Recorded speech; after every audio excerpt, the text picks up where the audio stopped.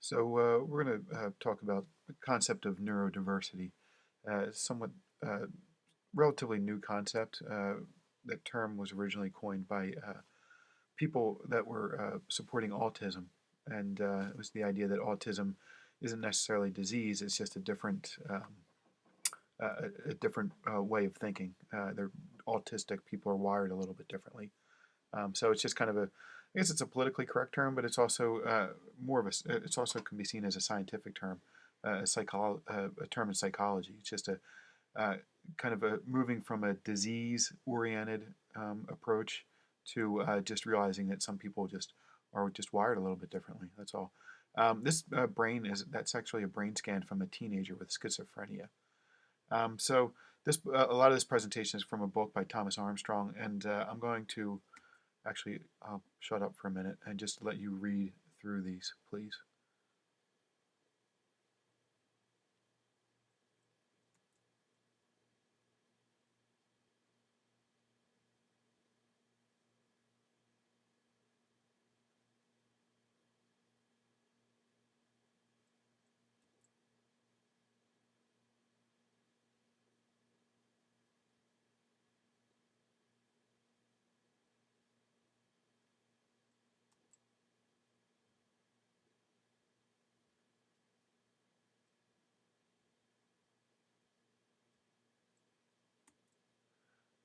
So again, the story was taken directly from the book by Thomas Armstrong.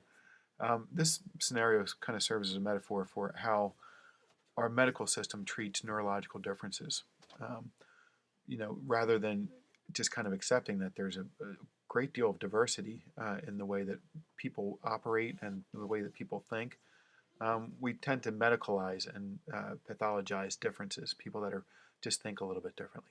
And we kind of saw this last week. This kind of goes hand in hand with the idea of the education, the approach in education, that just because somebody isn't good at math and linguistics doesn't necessarily mean that they're not intelligent or that they um, uh, some people just have different interests. That's all. So instead of pretending that there's some perfect brain and everybody should be like that brain or chemically altered to be like that one person, it's just that people are different. That's all, and people have different needs. This again directly from the book. Describing someone with a neurological deficit disorder is like describing a non-Caucasian as having a pigmentation disorder. That's kind of the way that things are moving now, and at least by a growing, not a, certainly not the large scale medical system, but at least in some areas of psychology. Um, Again, neurodiversity is just the idea that many conditions that are often considered mental illness are really just brains that work a little bit differently than what they refer to as neurotypical people. So it's just the vast diversity of the human psyche, and that these differences should be respected. Again, Judy Sanger, autism advocate, she suggests that we always label people as ADD or ADHD or autistic or dyslexic or schizophrenic. We define them by their limitations, by what they can't do, and oftentimes ignoring some really positive gifts that they do have. Um, so again, we have this disease-based approach to psychology. So we label these people as diseased or dysfunctional when really they just need a little bit different environment. Now, obviously, people that have these conditions need a great deal of support. I have family members that have been diagnosed and friends that have been diagnosed with one or more of these conditions. So, schizophrenia can be obviously pretty severe. But just the idea that you give them the support that they need, but they don't necessarily have to be considered diseased or disabled, or you don't necessarily need chemistry to alter the neurochemistry just to kind of get them to fit into a certain ideal that somebody, a doctor or an educator, thinks that they should try to fit into. So, again, it's different than a disease-based approach to psychology. Um, Again, just some different quotes again from the book. Whether you're regarded as disabled or gifted depends largely on when or and where you were born. So, I think I said this last time. Some children are just not meant to sit in a classroom for 8 hours a day. And I don't think that there's anything wrong with that necessarily because, you know, I'm not sure who decided that sitting in a classroom for 6 to 8 hours a day is healthy for anybody. Some kids do it and that's great, but, you shouldn't be sitting for 6 hours a day anyway. Listening, in some cases, listening to something that they're not really interested in. They're not intrinsically motivated to go so, it just because, that's not an illness. It's just a different way of, different in the psyche. That's all. So, a lot of times, again, sometimes these people need support, especially for things like autism, more severe cases of autism. But they can find a niche in which they can use their abilities and then also have the support that they need. Um, and these are some pretty cool examples we're going to take a look at. This is just kind of a joke that they put in the book there, neurotypical syndrome. Um, we'll talk a little bit about ADD. Again, this is just a real brief summary of it. Obviously, I would highly suggest that you talk to a psychology professor or somebody else if you want more information about this. And of course, there's plenty of information or additional information I can provide. But this is really a relatively new idea. And we read some of the information already last week about ADD and how it's been overdiagnosed. And Ken Robinson argues that he put his argument out there about the so-called ADHD epidemic, but it really started in the 1990s, really after I graduated in high school, '89. So this was kind of right after uh, I was. It probably affects 3% of kids, 1 to 3% of children, but it's diagnosed as high as 9%. In some cases, it's like 15%. Some parts of the country. And again, that's most likely overdiagnosis. Again, I don't want to suggest that it's not real because obviously it is, but uh, you know, hyperactivity, impulsivity, distractibility. There's actually, I think the latest I heard, there's like 5 or 6 different specific types of ADHD now that they're kind of identified. And there's different natural ways to deal with almost all of these. Um, there's no one standard diagnosis. There's pretty hard criticisms of the DSM-5. We'll talk about that in a little bit in another video. But there's no standard diagnosis. So one doctor will say a kid has ADHD, another doctor won't. It's kind of hard to. It's some kids are just impulsive. Some kids get distracted a little bit more. Some kids are fidgety or restless. They call it hyperactivity, but some kids just are very energetic. That's all. Um, Again, obviously, some people get a lot of help from uh, traditional treatments, and I certainly would suggest people get help. But there's always natural ways of dealing with a lot of these things. There's some pretty good nutritional advice that we'll talk about. So they think that kids that have ADHD, they're probably better described as being late bloomers. That they're just a little bit behind in certain areas than other kids, but in some cases by about 3 years. And it's not necessarily like a neurological deficit. It's just that they develop a little bit differently. That's all. And it's not that they wouldn't score as high on, or they can be as good in math or literature or whatever as the other kids, but they just have a harder time sometimes concentrating in school for a variety of reasons. And they think that it decreases by every 5 years. So they think again that it's for a lot of kids anyway. It's probably just that they're just lagging behind a little bit, and kids always catch up for the most part. They usually do. Again, Ken Robinson said it's a false epidemic from the one size fits all mentality of the public education system. The extreme focus on certain areas. The standardization, and of course we keep going even further down that road with the core, I forget what they call it, Obama's program, core curriculum or whatever it is that they're rolling out now. So, unfortunately, we keep going even further down this road of standardized testing. So, again, we talked about the element and Ken Robinson already. I'm not going to talk about that again. We already talked about this. Again, just some additional information about multiple intelligence. I'm not going to review that. Just kind of a cool picture I found up there. So again, I thought this was kind of a cool quote too. The question is not how intelligent are you, but how are you intelligent? All right, everybody's intelligent. Everybody has natural gifts. The idea of an IQ test is kind of silly because it's only measuring certain areas of potential intelligence. We all have natural abilities. In some cases, unfortunately, a lot of these natural abilities do not go developed, did not get developed in the way that they potentially could because there's not as much focus on there. And I think we all know or have experienced this or know people that we have. So I'm sure you can think of examples, unfortunately, of some people that have had issues. But then again, we talked about that in the discussion.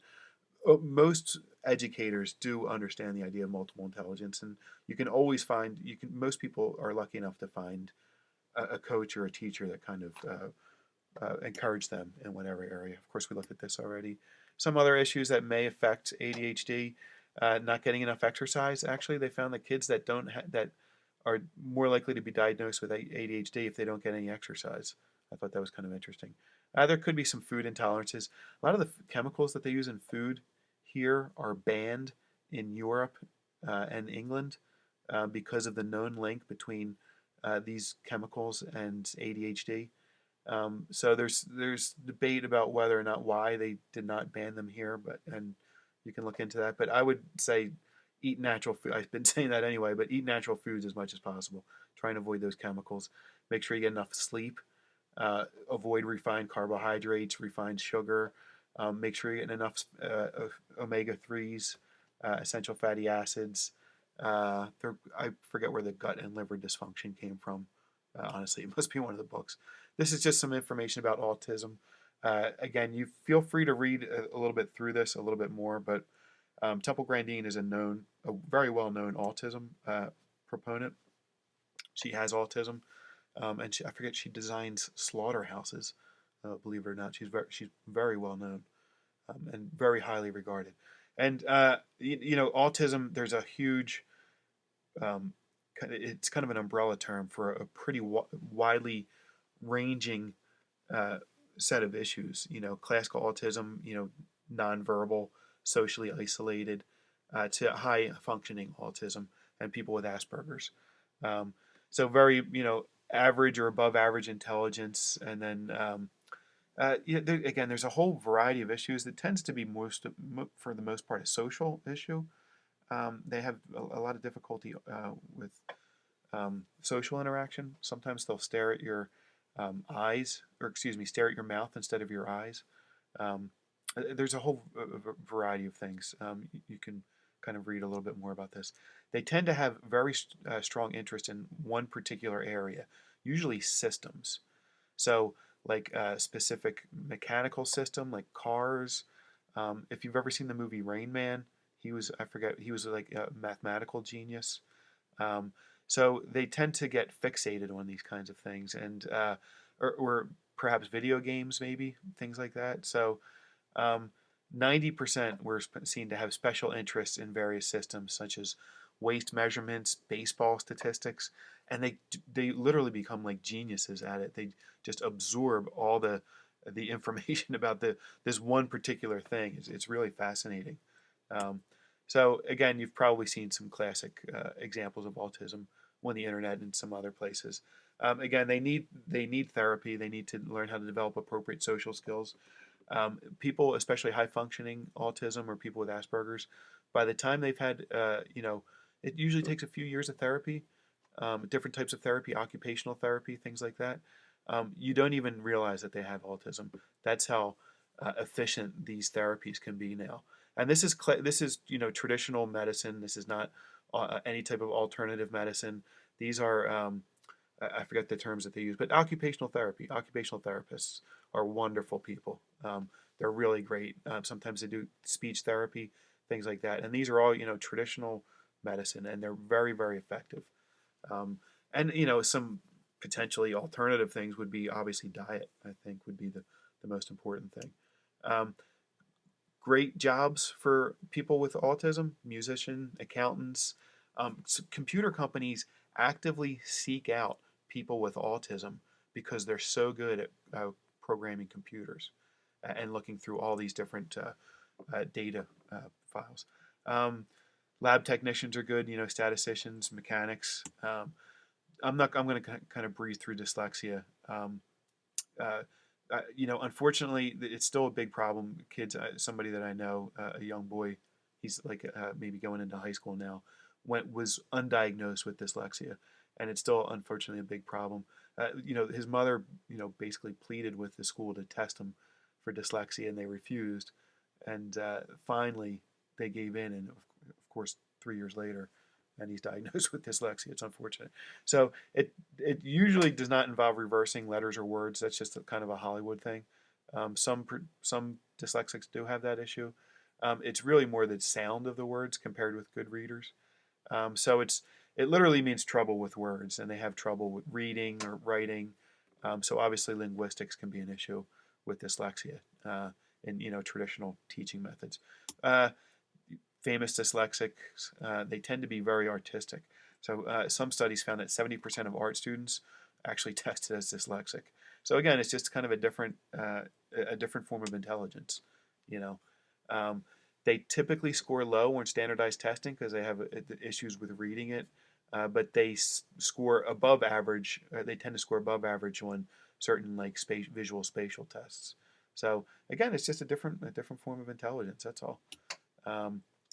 And there's some pretty cool assistance programs out there now, especially for like software programs. Helps kids read. So you might want to check those out or recommend those. Again, good jobs for dyslexics. Again, artistic, but creative overall. Engineers, architects, because that probably is a little bit more with numbers than with reading. But it also helps them, because they're good visually. So again, a lot of the conditions that we kind of deem as mental illness are really just different ways that the brain works. That's all. So there are great strengths and abilities in most of the people that have been diagnosed with illnesses. So again, obviously, a lot of these folks need additional assistance. They need different additional support in certain areas. But everyone is intelligent. Again, we are all equally intelligent. We just have different areas, different gifts, and that's really the way that the system of psychology is starting to move this way. Unfortunately, there's some financial incentives to kind of keep the way everything going the way that it's going now. So, all right, I hope you enjoyed this. Take care.